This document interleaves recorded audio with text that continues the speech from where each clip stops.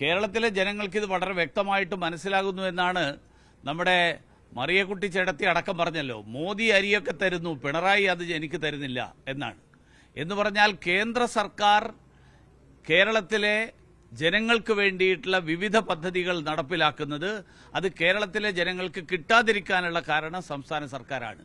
അപ്പോൾ അതുകൊണ്ട് ഇന്നലെ പ്രധാനമന്ത്രി സ്ത്രീകളെ അഭിസംബോധന ചെയ്തുകൊണ്ട് നടത്തിയ പ്രവർത്തനം, ആ പ്രവർത്തനം ഇന്നലെ നടന്ന പരിപാടി, ആ പരിപാടി കേരളത്തിൽ ഭാരതീയ ജനതാ പാർട്ടിയെ സംബന്ധിച്ചിടത്തോളം തെരഞ്ഞെടുപ്പ് പ്രചരണങ്ങൾ വളരെ ഊർജ്ജസ്വലമായിട്ട് ആരംഭിക്കാനുള്ള അനുകൂലമായിട്ടുള്ള അന്തരീക്ഷം സൃഷ്ടിച്ചിരിക്കുകയാണ്. സ്വർണ്ണക്കടത്തുമായി ബന്ധപ്പെട്ട് ആരോപണങ്ങൾ ബിജെപി കേന്ദ്രങ്ങൾ ആവർത്തിക്കുന്നു. പ്രധാനമന്ത്രി വീണ്ടും സംസ്ഥാനത്ത് പറഞ്ഞു. പക്ഷേ ഇപ്പോൾ യുഡിഎഫ് നേതാക്കൾ തന്നെ പറയുന്നത് അതിൽ കൃത്യമായി ബിജെപിയും സിപിഎം തമ്മിൽ ധാരണയുണ്ടായിട്ടുണ്ട്. അതുകൊണ്ടാണ് പ്രധാനപ്പെട്ട കേന്ദ്രങ്ങളിൽ പോലും കൃത്യമായ പരിശോധന കേന്ദ്ര ഏജൻസി ഈ യുഡിഎഫിന്റെ നേതാക്കന്മാർ, അത് സതീശനാണെങ്കിലും സുധാകരനാണെങ്കിലും, ഇവര് ഒരു മുന്നണിയുടെ ഭാഗമാണ്. ഇവർ തമ്മിൽ ഈ തർക്കിക്കുന്നത് എന്തിനാണെന്ന് എനിക്ക് മനസ്സിലാവുന്നില്ല. കാരണം അവർ പറയുന്നത് ഞങ്ങൾ ഒരുമിച്ചാണെന്നാണ്. പാർലമെന്റിലേക്ക് കോൺഗ്രസ്, നിയമസഭയിലേക്ക് സിപിഎം, ഇതാണ് അവർ തമ്മിലുള്ള ധാരണ. കേരളത്തിൽ സതീശനും സുധാകരനും എത്ര വെള്ളം കോരിയാലും കേരളത്തിൽ പിണറായിയെ തന്നെ ഭരിക്കാനാണ്, അനുവദിക്കാനാണ് രാഹുൽ ഗാന്ധി എടുത്തിരിക്കുന്ന തീരുമാനം. പകരം ലോക്സഭയിലേക്ക് കുറച്ച് ആളുകളെ കോൺഗ്രസിൽ നിന്ന് തെരഞ്ഞെടുത്ത് അയക്കണം എന്നുള്ളത് സീതാറാം യെച്ചൂരിയും അംഗീകരിച്ചിട്ടുണ്ട്. അപ്പോൾ ഇവർ തമ്മിൽ തർക്കിക്കേണ്ട ആവശ്യമില്ല. ഇവർ തമ്മിലുള്ള ഈ അഭിപ്രായ വ്യത്യാസമുണ്ട് എന്നുള്ള ഒരു നാടകം, ഈ നാടകം ജനങ്ങളെ തെറ്റിദ്ധരിപ്പിക്കാനാണ്.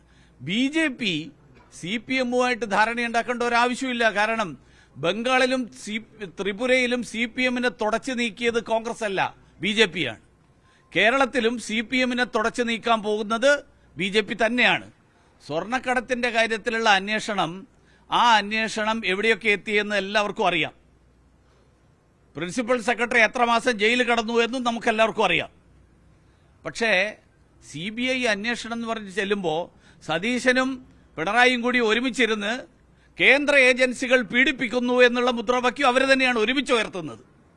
അപ്പോൾ ഈ ഒരുമിച്ച് മുദ്രാവാക്യം ഉയർത്തുന്ന ആളുകൾ ഇടയ്ക്കിടയ്ക്ക് ഇങ്ങനെ ഈ നിങ്ങളെ തെറ്റിദ്ധരിപ്പിക്കാൻ, നിങ്ങൾ വഴി ജനങ്ങളെ തെറ്റിദ്ധരിപ്പിക്കാൻ വേണ്ടി അന്വേഷണം എവിടെ എത്തി, ധാരണ എന്തായി എന്നൊക്കെ ചോദിക്കുന്നത് ജനങ്ങളെ തെറ്റിദ്ധരിപ്പിക്കാനാണ്. ജനങ്ങൾക്ക് കൃത്യമായിട്ട് അറിയാം CPM-ഉം കോൺഗ്രസ്. അതുകൊണ്ടാണല്ലോ പറയുന്നത് രാഹുൽ ഗാന്ധി എന്തിനാ മത്സരിക്കുന്നതെന്നാണ് ചോദിക്കുന്നത്. രാഹുൽ ഗാന്ധി മത്സരിക്കരുത്.